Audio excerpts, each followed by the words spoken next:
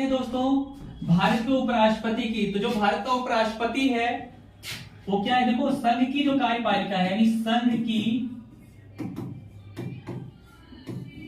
कार्यपालिका यानी संघ की कार्यपालिका के बारे में हमारे संविधान के पार्ट 5 में बताया गया। यानी पार्ट 5 में संघ की कार्यपालिका के बारे में बात होती है और संघ की कार्यपालिका के अंदर भारत का उपराष्ट्रपति भी आता है। यानी उपराष्ट्रपति संघ की कार्यपालिका के अंदर आता है और उपराष्ट्रपति के बारे में हमारे संविधान के आर्टिकल 63 से लेकर के 71 तक में भारत के उपराष्ट्रपति के बारे में बात होती है। और आर्टिकल 63 कहता है कि भारत के अंदर एक उपराष्ट्रपति का क्या होगा, पद होगा दोस्तों। और भारत में जो उपराष्ट्रपति का पद है वो अमेरिका के जैसा ही है, यानी अमेरिका में जैसे उपराष्ट्रपति का पद है वैसे ही पद भारत में उपराष्ट्रपति का क्रिएट किया गया है।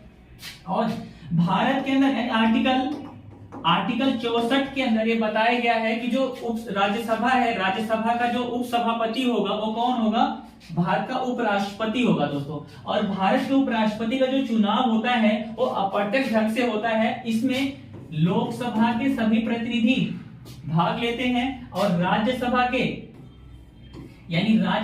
नॉमिनेटेड और इलेक्टेड, यानी राज्यसभा के नॉमिनेटेड और इलेक्टेड दोनों मेंबर भाग लेते हैं और लोकसभा के मेंबर भाग लेते हैं। किसके चुनाव में दोस्तों, भारत के उपराष्ट्रपति के चुनाव में।